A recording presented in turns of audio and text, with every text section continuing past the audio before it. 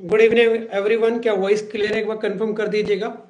क्या आप सभी को वॉइस क्लियर आ रहा है? वही हम प्रीवियस क्लास में जो क्वेश्चन डिस्कस कर रहे थे पीडियाट्रिक के बारे में, वही यहाँ पर एक जर्नी स्टार्ट कर रहे हैं। और जो हमारे पास आज टॉपिक रहने वाला है उस पर हम बात करेंगे ग्रोथ डेवलपमेंट के बाद। सेकंड टॉपिक है हमारे पास न्यूबॉर्न रिफ्लेक्सेस। जितने भी क्वेश्चन न्यूबॉर्न रिफ्लेक्सेस से बनते हैं वो हम यहाँ पर डिस्कस करेंगे आज की क्लास के अंदर। तो चलिए करते हैं स्टार्ट। आज का जो पहला क्वेश्चन जो हमारे पास है वहां से स्टार्ट करते हैं। हम देखिएगा, the first question is the mother of A 3-year-old with esophageal reflux ask the nurse what she can do to lessen the baby reflex. The nurse should tell the mother to. एक baby है, 3-year-old है, उसको oesophageal reflux हो रहा है, उसको कम करने के लिए एक नर्स मदर को क्या एडवाइस कर सकती है? ये क्वेश्चन पूछा गया है। ऑप्शन पहला है हमारे पास, place the baby in supine position with head elevated, कि बेबी को सुपाइन पोजीशन में लिटाना है और हेड एलिवेट करना है। सेकंड है be burp the baby frequently throughout the feeding, क्या करना है? उसको बर्प करना है। नेक्स्ट है feed the baby only when the hungry, जब बच्चा भूखा है तभी उसको फीड कराना है। और नेक्स्ट वन है burp the baby after feeding is completed, जब फीडिंग कंप्लीटेड हो जाए उसके बाद क्या करना है? उसको वहां पर छाती को क्या करना है? पीछे से थपथपाना है ताकि एक्स्ट्रा एयर बाहर चला जाए। तो which one is correct answer for this question? इस क्वेश्चन के लिए करेक्ट आंसर क्या हो सकता है? यस बताइएगा।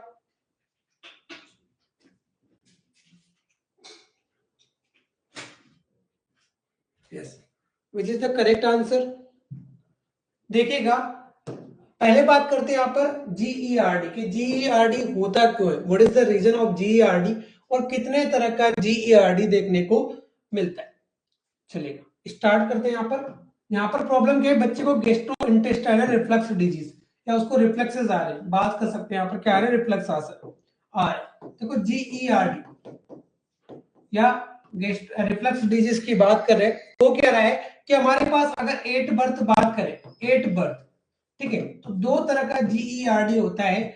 एक होता है पास फिजियोलॉजिकल हो सकता है, एक क्या हो सकता है? फिजियोलॉजिकल, और दूसरा क्या हो सकता है? पैथोलॉजिकल। क्या हो सकता है? पैथोलॉजिकल।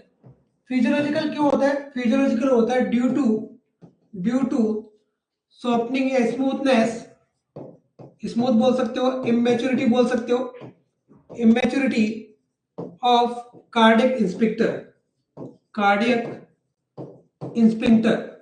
ठीक है, इसकी वजह से देखने को मिलता है। बात करें कि अर्ली अगर बच्चे को 8 बर्थ फिजियोलॉजिकल रिफ्लेक्स है तो किस वजह से देखने को मिलता है? ड्यू टू स्मूथ मसल्स या फिर इमेच्योरिटी ऑफ कार्डियक इंस्पिंक्टर से देखने को मिलता है। कब तक देखने को मिलता है? 6 मंथ्स। कब तक देखने को मिलता है? 0 to 6 मंथ्स। 0 to 6 मंथ्स देखने को मिलता है। बट यहां पर क्या नहीं होता? Do not weight loss, baby का यहाँ पर वेट लॉस इसके अंदर नहीं होता है। अगर क्या हो पैथोलॉजिकल जीआरडी होगा तो यहाँ पर जीआरडी रिफ्लेक्स के साथ साथ क्या होगा? बेबी का वेट लॉस होगा। तो यहाँ पर अगर बेबी के वेट लॉस की फाइंडिंग मिलती है, ठीक है, वेट लॉस की फाइंडिंग मिलती है तो वो किस प्रकार का जीईआरडी है? पैथोलॉजिकल जीईआरडी है। और ये 6 महीने पे क्या नहीं होगा? सबसाइड नहीं होगा, ठीक है। It also seen after the 6 month, ठीक है, आफ्टर 6 मंथ्स के बाद भी ये क्या होगा? दिखाई देगा हमें। 6 मंथ के बाद भी ये दिखाई देगा। अब बात करें कि फिजियोलॉजिकल जीईआरडी 6 महीने पे सबसाइड क्यों हो जाता है, तो यहाँ पर क्या होता है? बच्चा सिटिंग पोजीशन, किस पोजीशन में आता है? सिटिंग पोजीशन में आ जाता है। दूसरा हम बात करें फीडिंग के बारे में, तो फीडिंग में हम कॉम्प्लीमेंट्री फीडिंग स्टार्ट करते थे। क्या करते थे? Complementary feeding. कॉम्प्लीमेंट्री का मतलब क्या? हम कैसी? सेमी सॉलिड क्या स्टार्ट करते हैं? सेमी सॉलिड डाइट यहाँ पर स्टार्ट कर देते हैं। इस वजह से यहाँ पर क्या होता है? जब फिजियोलॉजिकल जीईआरडी है वो सबसाइड हो जाता है, जबकि यहाँ पर पैथोलॉजिकल जीईआरडी होगा तो सबसाइड नहीं होगा, बेबी का वेट भी लॉस होगा और आफ्टर 6 मंथ बाद भी दिखाई देगा। जय श्री राम। चलिए आगे बात करते हैं। इसके अंदर हमने जो क्वेश्चन डिस्कस किया था उसमें क्या ऑप्शन यहाँ पर करेक्ट रहेगा? तो हमें क्या करना है? कोई भी बेबी अगर मान लीजिए यहाँ पर 3 साल का भी है और अगर हम उसको फीड करा रहे हैं तो फीड में क्या करना है? बिटवीन द फीड हमें क्या करना है? वहां पर बीच बीच में फीड के क्या करना है? वहां पर बर्प करना है। Burp the baby frequently throughout the feeding. बीच बीच में फीडिंग के हम क्या करना है? उसको यहाँ पर छाती पे लेना है, उसके पीठ को क्या करना है? थपथपाना है ताकि एक्स्ट्रा जो एयर ड्यूरिंग द फीडिंग ओरोफेजिया जो हुआ है उसको, या एरोफेजिया जो हुआ है वो क्या हो जाए? सबसाइड हो जाए। एयर कहाँ चले जाए? जो एयर की वजह से रिफ्लेक्स आ रहे हैं वो ना आए। तो हम क्या करेंगे, ऑप्शन बी यहाँ पर हमारा क्या रहेगा, करेक्ट रहेगा। क्या करना है, उसको छाती पे लेना है और उसकी थपथपाना है। न्यू बॉर्न के केस में भी यही करेंगे, और 3 साल का बच्चा है तब भी हम यहाँ पर परफॉर्म कर सकते हैं। जनरली यहाँ पर 3 मंथ होना चाहिए था, ज्यादा करेक्ट होता, कितना होता, 3 मंथ। क्या होना चाहिए, 3 मंथ। 3 मंथ के लिए एग्जैक्ट आंसर हमारे पास, burp the baby frequently throughout the feeding. क्या करना है, बर्थ करना है। नेक्स्ट चलेगा, नेक्स्ट बात करते हैं यहाँ पर नेक्स्ट क्वेश्चन की ओर। देखिएगा, नेक्स्ट क्वेश्चन हमारे पास, what is the time when the grasp reflex is fully develop. जो ग्रेप्स रिफ्लेक्स है वो फुली डेवलप कब हो जाता है, 20 वीक्स, 28 वीक्स, 32 वीक्स या 36 वीक्स। आप आंसर कर सकते हो यहाँ पर कि जो ग्रेप्स रिफ्लेक्स है, ग्रेप्स रिफ्लेक्स का मतलब है कोई भी ऑब्जेक्ट को अगर बच्चा बर्थ हुआ है तो उसको ग्रेप्स कर पाना या उसको होल्ड कर पाना, it's like Palmer grapes reflex. वो डेवलप कब हो जाता है, ठीक है।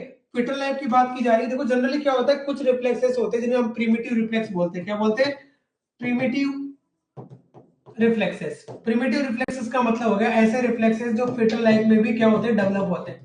फीटल लाइफ में क्या होते हैं, डेवलप्ड होते हैं, ठीक है। अगर आपसे पूछा जाए कि फर्स्ट प्रिमिटिव रिफ्लेक्स कौन सा होता है, ठीक है, फर्स्ट प्रिमिटिव रिफ्लेक्स कौन सा होता है, तो आपका राइट आंसर रहेगा मोरो रिफ्लेक्स। क्या रहेगा, मोरो रिफ्लेक्स। जो मोरो रिफ्लेक्स होता है वो 28 weeks of gestation, 28 weeks of gestation पे क्या हो जाता है, डेवलप हो जाता है। इसलिए इसको क्या बोलते हैं, फर्स्ट प्रिमिटिव रिफ्लेक्स बोलते हैं। क्या बोलते हैं, फर्स्ट प्रिमिटिव रिफ्लेक्स बोलते हैं। नेक्स्ट बात करें, हमसे पूछा क्या गया है, Palmer grapes reflex. Palmer grapes reflex, ठीक है, इसकी बात करें ये कब होगा, 32 वीक्स में होगा, ठीक है, डेवलप गेस्टेशन लाइफ के अंदर। एक और हमारे पास होता है, यहाँ पर करेक्ट आंसर होगा 32 वीक्स। एक हमारे पास होता है रूटिंग रिफ्लेक्स, ठीक है। रूटिंग रिफ्लेक्स को लास्ट इमर्जिंग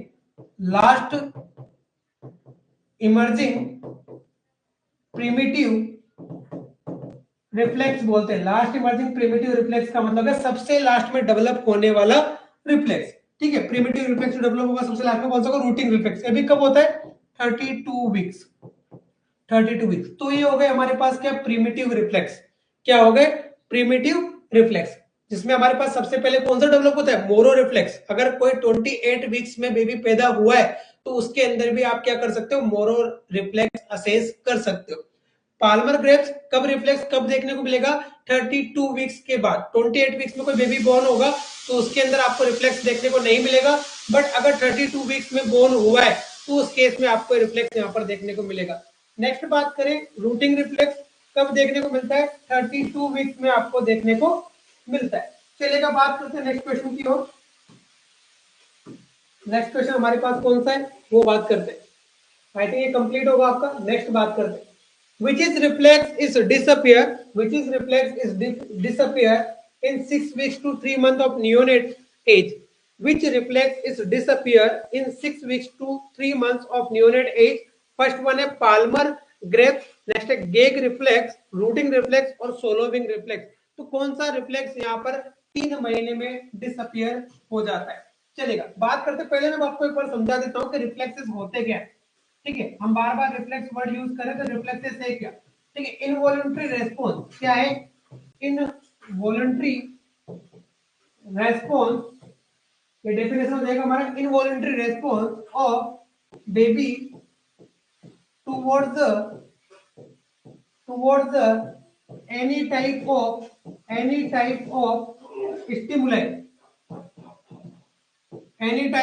stimuli, किसी भी स्टिमुलाई के लिए क्या करना, यहाँ पर एक रेस्पॉन्स देना, उसे क्या बोलते हैं, यहाँ पर हम रिफ्लेक्स बोलते हैं। जस्ट लाइक आपने अगर किसी गर्म तवे पे हाथ रखा है तो क्या आप सोच समझ के अपना हाथ वहां से रिमूव करते हो, नहीं करते हो, अचानक से हट जाता है। तो वैसे ही बच्चे को जब हम कोई रिफ्लेक्सेस या कुछ स्टिमुलस देंगे तो बेबी उसके रेस्पॉन्स में क्या करेगा, अपना प्रतिक्रिया देगा, उसे क्या बोलते हैं, यहाँ पर रिफ्लेक्सेस बोलते हैं।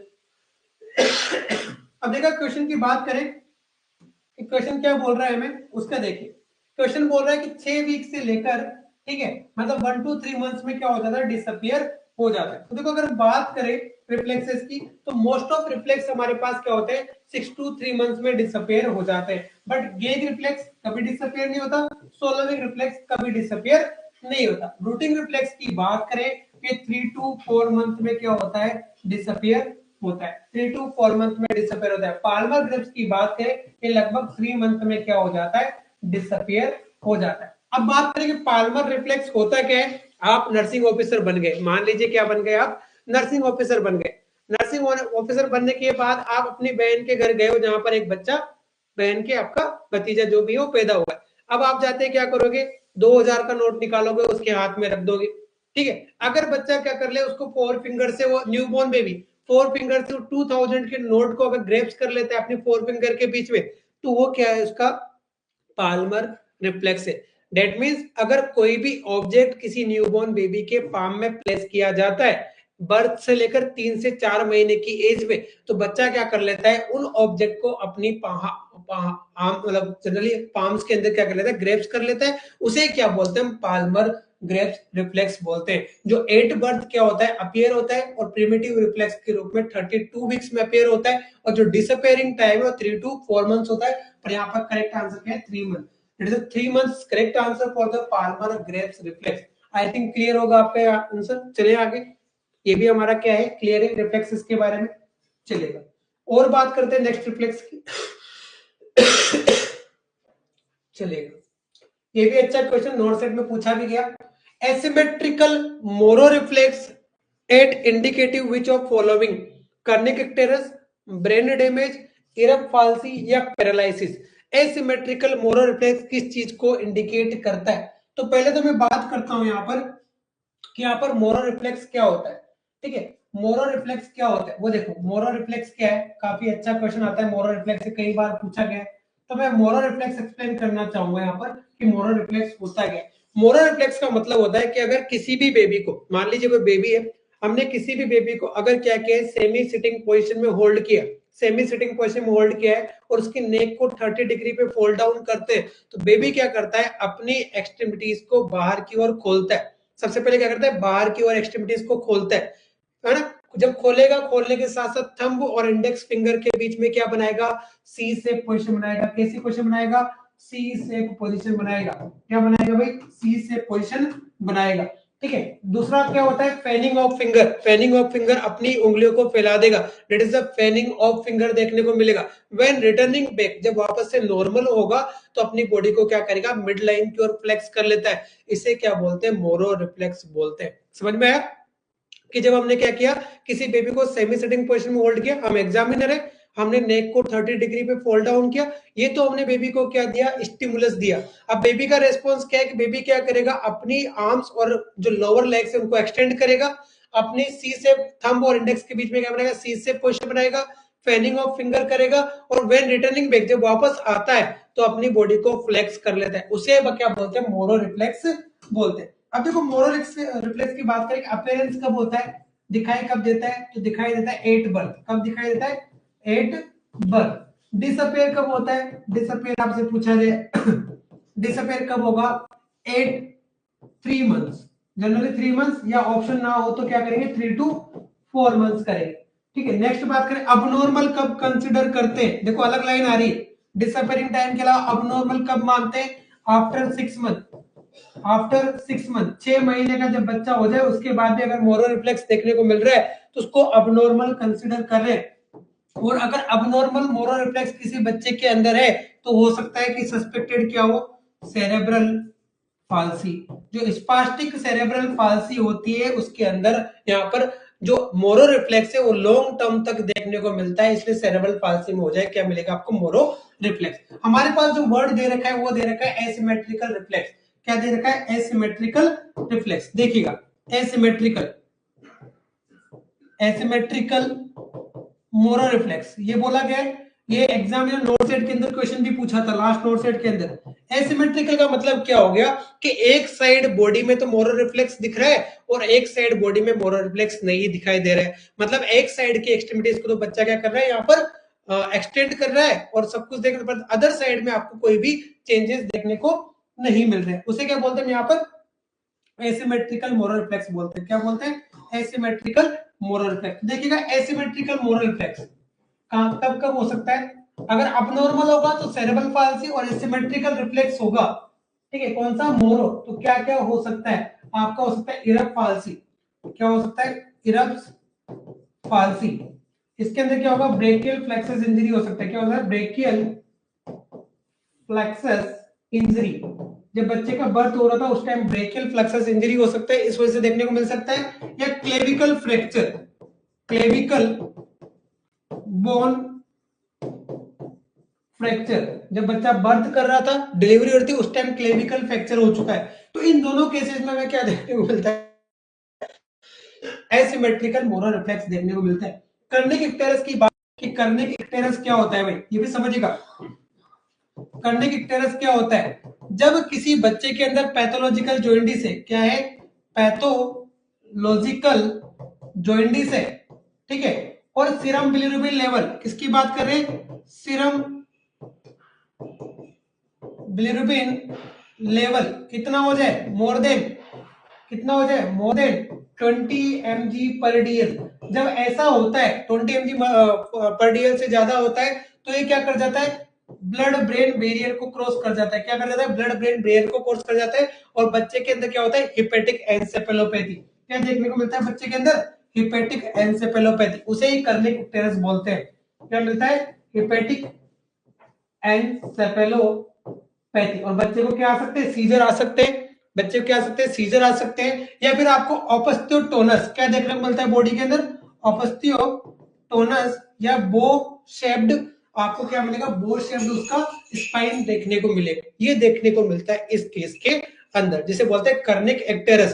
पूछा जाए what is the treatment of choice of Kernig icterus, इसके लिए ट्रीटमेंट ऑफ चॉइस क्या होता है, ट्रीटमेंट ऑफ चॉइस क्या होता है, तो ईबीटी, एक्सचेंज ब्लड ट्रांसफ्यूजन। क्या करते हैं, एक्सचेंज ब्लड ट्रांसफ्यूजन करते हैं, ईबीटी करते हैं, exchange blood transfusion. Pathological jaundice के लिए ट्रीटमेंट ऑफ चॉइस जो होता है, एक्सचेंज ब्लड ट्रांसफ्यूजन होता है। आई थिंक आपका क्लियर होगा क्वेश्चन। चलते हैं आगे नेक्स्ट क्वेश्चन की ओर। राइट आंसर क्या रहेगा यहाँ पर, इरप्ट से क्लेविकल फ्रैक्चर, अगर दे रखा है तो चलेगा। नेक्स्ट क्वेश्चन वापस से हमारे पास देखो, grasping of the object by closing finger around it by the, तो उसे क्या बोलते हैं, यहाँ पर बोला गया है कि अगर हम, कोई बच्चा है जो क्या कर रहा है, अपनी फिंगर से किसी ऑब्जेक्ट को अगर क्या कर रहा है, ग्रेप्स कर रहा है, तो उसे क्या बोला जाएगा, तो उसे क्या बोला जाएगा, रिफ्लेक्स की बात कर रहे हैं, क्या बोला जाएगा। तो देखिएगा हमारे पास ऑप्शन से, पहला है गेगिंग रिफ्लेक्स, है ना, गेग रिफ्लेक्स। नेक्स्ट बात करें यहाँ पर पाल्मर रिफ्लेक्स, किसकी बात करें, नेक्स्ट पाल्मर रिफ्लेक्स। नेक्स्ट बात करें यहाँ पर रूटिंग रिफ्लेक्स हो गया, या आपका डोल्स आइज रिफ्लेक्स हो गया। क्या हो गया, डोल्स आइज रिफ्लेक्स हो गया। ठीक है, यहाँ पर बात हो रही है कि कोई बच्चा है जो अपने 4 फिंगर से क्या कर रहा है, किसी ऑब्जेक्ट को ग्रेप्स कर रहा है, तो उस केस में उसको क्या बोलेंगे। तो हमने अभी डिस्कस किया थोड़ी देर पहले कि अगर कोई भी ऑब्जेक्ट को 4 फिंगर से क्या किया जाएगा, होल्ड किया जाएगा, तो उसे बोलेंगे पाल्मर ग्रेप्स रिफ्लेक्स। क्या बोलेंगे, पाल्मर ग्रेप्स रिफ्लेक्स। ठीक है, जो कब डिसअपियर होता है, 3 to 4 मंथ में क्या होता है, डिसअपियर होता है। ये तो हो गया हमारे पास पाल्मर ग्रेप्स। और भी रिफ्लेक्स की बात कर लेते हैं, गेग रिफ्लेक्स की बात करते हैं। गेग रिफ्लेक्स, ठीक है, गेग रिफ्लेक्स जो होता है कि कोई भी फूड कंटेंट अगर पोस्टीरियर पार्ट ऑफ फेरिंक्स को टच करता है, तो क्या होगा, थ्रोट का मूवमेंट होगा, सोलोविंग होगा, उसे क्या बोलते हैं, गेग रिफ्लेक्स बोलते हैं। स्पेशल क्वेश्चन आता है कि बिफोर आफ्टर सर्जिकल प्रोसीजर, ठीक है, आफ्टर सर्जिकल मैनेजमेंट, मान लो हमने कोई सर्जिकल मैनेजमेंट किया है, आफ्टर सर्जिकल मैनेजमेंट, ठीक है, before given the feed, before given the feed, और फीड में भी किसकी बात कर रहे हैं, कोई भी लिक्विड फीड, ठीक है, लिक्विड स्टार्ट कर रहे हैं, तो हमें नर्सिंग रेस्पॉन्सिबिलिटी क्या होती है, नर्सिंग रेस्पॉन्सिबिलिटी क्या होती है, तो इस केस में क्या करते हैं, नर्सिंग रेस्पॉन्सिबिलिटी के रूप में असेस द गेग रिफ्लेक्स।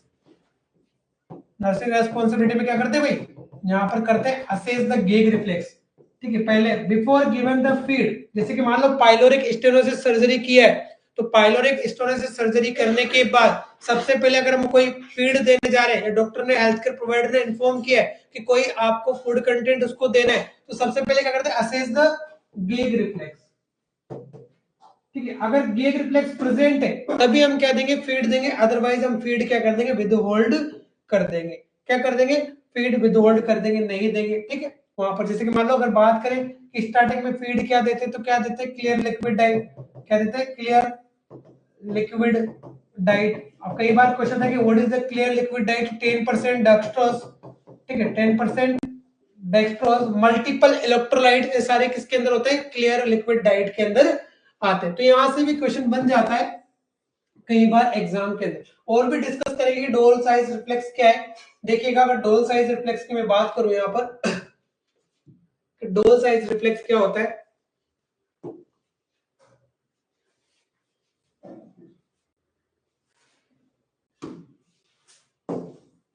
देखिएगा डोल size reflex,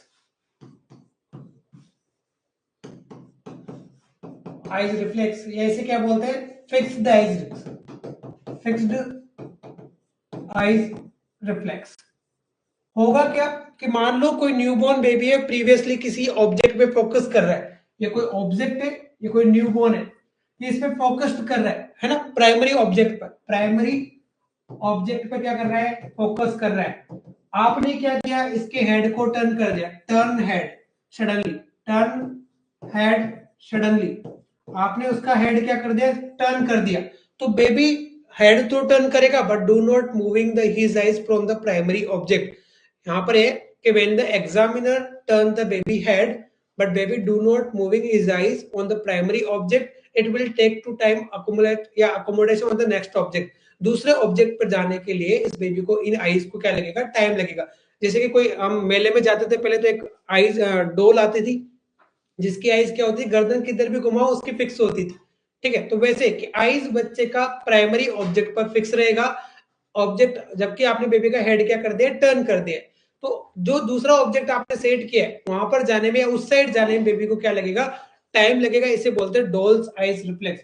doles eyes reflex की मैं बात करूं यहाँ पर, अगर डोल्स आइज रिफ्लेक्स की मैं बात करूं तो doles eyes reflex at birth देखने को मिलता है, ठीक है, एट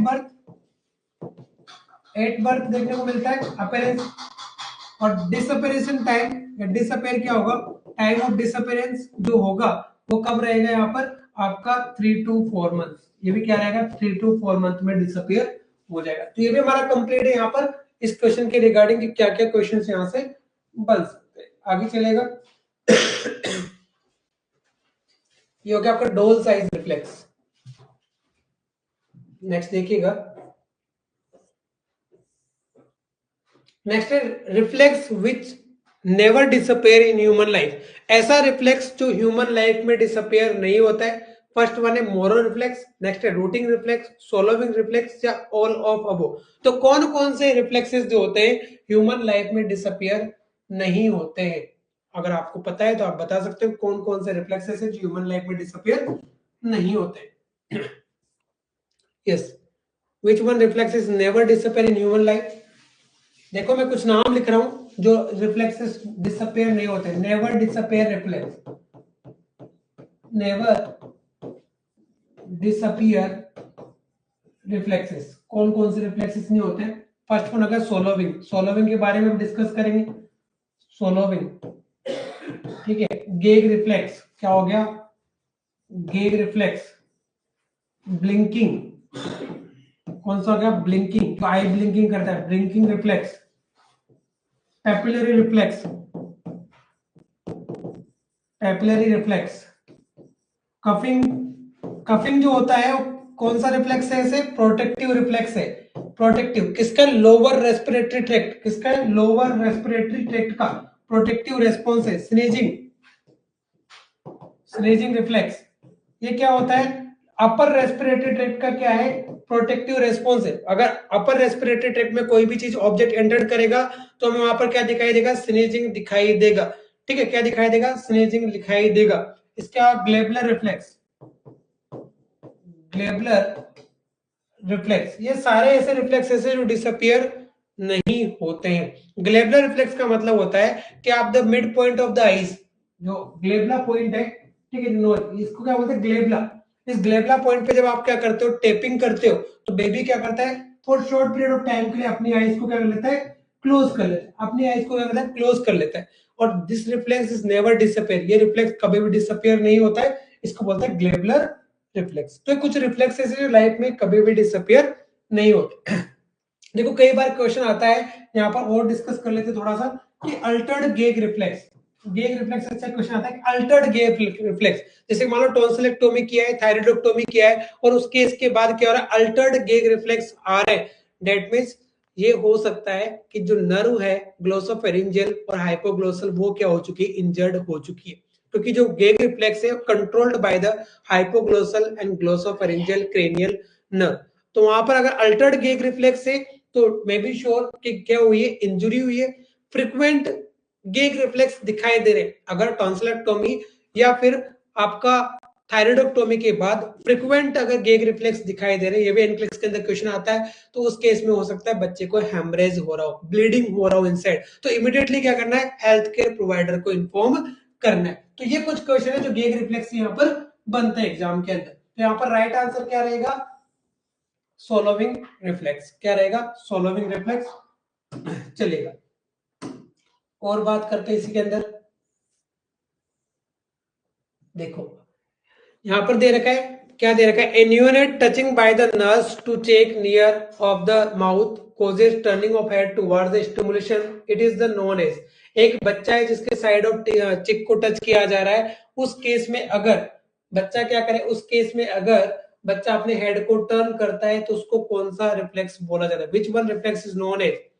ये तो आपका गलत नहीं होना चाहिए, ठीक है, कौन सा रिफ्लेक्स होता है भाई, वो होता है रूटिंग रिफ्लेक्स। क्या होता है, मैंने इसलिए डिस्कस भी नहीं किया पहले, रूटिंग रिफ्लेक्स का मतलब क्या है कि कोई भी न्यूबॉर्न बेबी के साइड ऑफ लिप्स पे टच किया जाए, किस पे टच किया जाए, साइड ऑफ लिप्स पे टच किया जाए, या मदर अगर ब्रेस्ट फीडिंग करा रही है और मदर का ब्रेस्ट क्या होता है बेबी के लिप्स के साइड में टच कर जाता है, तो बेबी सेम साइड में क्या कर लेता है, अपने हेड को टर्न कर लेता है, जिस साइड स्टिमुलस दिया है, जिस साइड टच किया है, बेबी हेड भी क्या करेगा, सेम साइड टर्न कर लेगा, उसे क्या बोलते हैं यहाँ पर, रूटिंग रिफ्लेक्स। और रूटिंग रिफ्लेक्स को ब्रेस्ट फीडिंग रिफ्लेक्स भी बोला जाता है, ब्रेस्ट फीडिंग रिफ्लेक्स।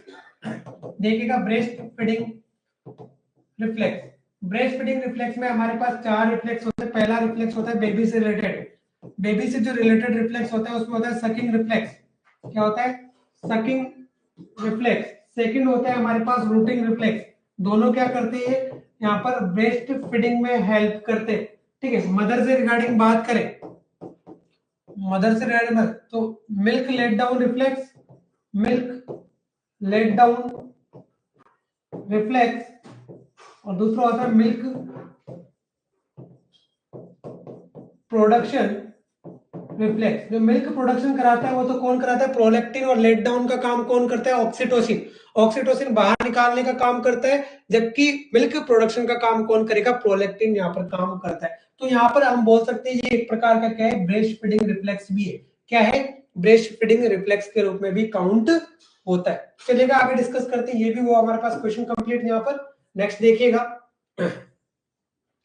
नेक्स्ट है हमारे पास, which of following assessment finding is consider normal. कौन सी फॉलोइंग फाइंडिंग हम यहाँ पर क्या कर सकते हैं, नॉर्मल कंसिडर कर सकते हैं। Which of following physical assessment finding is consider normal, consider करेंगे, a 18 month old child with no teeth, एक 18 महीने का बच्चा इसके टीथ नहीं है, ठीक है। ए 2 year old with pinkish colour of eyes, एक 2 साल का बच्चा इसके आईज पिंकिश कलर है। ए 6 month old child with drooling, एक 6 महीने का बच्चा ड्रूलिंग ऑफ सलाइवा देखने को मिल रहा है, और नन ऑफ अबो, या इनमें से कोई भी नहीं। तो which one is common finding, yes बताएगा कौन सा यहाँ पर कॉमन फाइंडिंग रहने वाला है।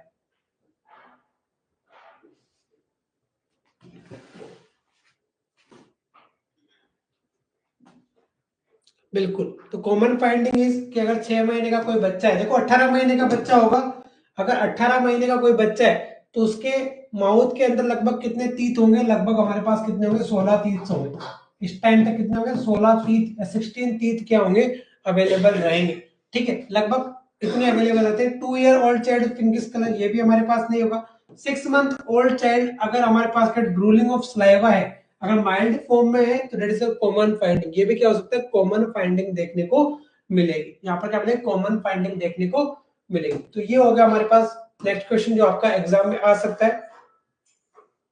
नेक्स्ट देखिएगा, नेक्स्ट है हमारे पास यहाँ पर, popcorn and nuts should not be given toddler primarily because, popcorn और नट बच्चों को नहीं देना चाहिए टोडलर बच्चों को, क्यों, कि while spoil the child appetite को बिगाड़ देता है, can cause the tooth decay, उसके दांत टूट सकते हैं, आर इजीली एस्पिरेटेड हो सकता है, और have a very little food value, और लिटिल फूड वैल्यू होता है। तो which one is correct answer?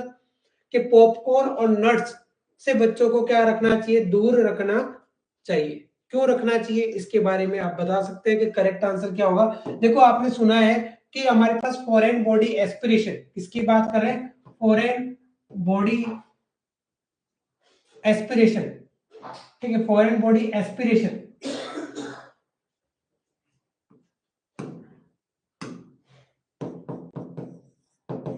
Foreign body aspiration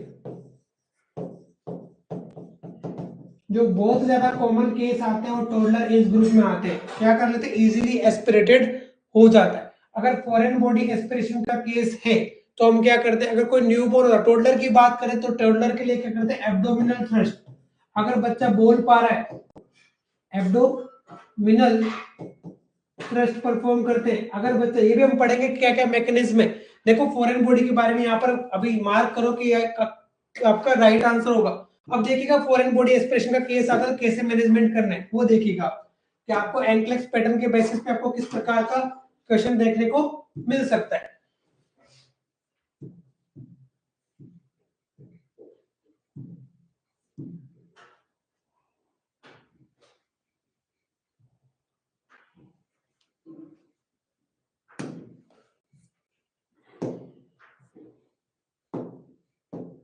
देखिएगा अगर फॉरेन बॉडी एक्सप्रेशन का केस है, इसका केस है, तो आप कैसे मैनेज करोगे? अच्छे क्वेश्चन बनते हैं यहाँ पर। फॉरेन बॉडी एस्पिरेशन आपको नॉर्थ साइड के अंदर ये क्लास जो है कोई ना कोई मार्क्स जरूर देके जाएगी। चलेगा, फॉरेन बॉडी एस्पिरेशन की बात करें तो मोस्ट कॉमन किस में देखने को मिलता है? मोस्ट कॉमन जो फॉरेन बॉडी होता है, मोस्ट कॉमन फॉरेन बॉडी होता है किसमें होता है? टोडलर के अंदर। शॉर्ट के अंदर डिस्कस करेंगे टॉपिक को, टोडलर के अंदर होता है। ठीक है, बात करें कि किस साइड पे होता है, साइड की बात करें तो राइट ब्रोंकस में होता है। मोस्ट कॉमन क्या होता है? राइट ब्रोंकस, क्योंकि राइट ब्रोंकस क्या होता है? वाइड होता है, तो राइट ब्रोंकस में होता है। ठीक है, इसके बाद अगर हम बात करें यहाँ पर कि how to manage the foreign body, कैसे मैनेज करना है हमें, फॉरेन बॉडी का केस कैसे मैनेज करना है वो देखिएगा कि फॉरेन बॉडी का एज ग्रुप के अकॉर्डिंग मैनेजमेंट करेंगे। एज ग्रुप के अकॉर्डिंग, एज ग्रुप क्या है? ठीक है, एज ग्रुप देखो, अगर एज ग्रुप हमारे पास क्या है? न्यूबॉर्न है। ठीक है, न्यूबॉर्न से लेकर लेस देन 3 ईयर, और यहाँ पर more than 3 year to adult. अगर ये केस है, अब देखो यहाँ पर पहले दोनों केसेस हो गए, दोनों केसेस में चेक करते हैं कि एबल टू स्पीक और नॉट, बच्चा बोलने में समर्थ है या नहीं है। एबल टू स्पीक, ठीक है, एबल टू स्पीक यस या नो। अगर यस, अगर वो बोलने में समर्थ है यस, या फिर क्या हो सकता है? नो हो सकता है। अगर बच्चा क्या कर सकता है? यहाँ पर बोल सकता है कैन स्पीक। ठीक है, तो हम क्या करेंगे यहाँ पर? दो चीजें, बच्चा क्राई कर सकता है तो क्या करेंगे यहाँ पर? अगर न्यूबॉर्न बेबी है, न्यूबॉर्न है, तो उस केस में हम क्या करते हैं? 5 बैक ब्लो उसको देते हैं। ठीक है, ऐसे हाथ में पाम में उल्टा लेटा के 5 बैक ब्लो क्या देंगे? उसको देंगे, तो फॉरेन ऑब्स्ट्रक्टेड बॉडी जो हो सकता है बाहर निकल सकता है। ठीक है, ये हो गया। अगर यहाँ पर ये क्या होता है? यहाँ पर न्यूबॉर्न हो गया, अगर एडल्ट है या मोर देन 3 ईयर से ज्यादा है तो क्या देते हैं? एब्डोमिनल थ्रस्ट, एब्डोमिनल या हिल्चमैन मैन्योर जो बोलते हैं आप, एब्डोमिनल थ्रस्ट या हिल्चमैन मैन्योर। क्या करना है? बैक साइड में खड़ा होना है, डीप ब्रीथिंग के लिए बोलना है, और क्या करना है? एब्डोमिनल कंप्रेसर के साथ क्या करना है? एब्डोमिनल कंप्रेशन के साथ क्या करना है? 3 to 4 टाइम्स फोर्सफुली कप करने के लिए पर्सन को क्या करना है? अलाउ करना है। तो फॉरेन बॉडी चोकिंग हुआ ट्रेकिया के अंदर या रेस्पिरेटरी ट्रैक्ट के अंदर, वो क्या होगा? बाहर निकल सकता है। तो ये हो गया हमारे पास, ये करेंगे। अगर अनेबल टू स्पीक है एंड क्या हो रहा है? लॉस ऑफ कॉन्शियसनेस, साथ में क्या हो रहा है? लॉस ऑफ कॉन्शियसनेस खो दे, तो उस केस में क्या करेंगे हम? 5 बैक ब्लो, ये तो देंगे 5 बैक ब्लो, किसके साथ देंगे? Chest thrust. अगर बच्चा है तो चेस्ट थ्रस्ट। चेस्ट थ्रस्ट का मतलब होता है सीपीआर करना। क्या करेंगे? साथ में सीपीआर भी करेंगे। क्या करेंगे? सीपीआर भी करेंगे अगर न्यूबॉर्न या लेस देन 3 इयर्स हमारे पास केस है। नेक्स्ट हमारे पास अगर कोई एडल्ट है तो एब्डोमिनल थ्रस्ट क्या देंगे? एब्डोमिनल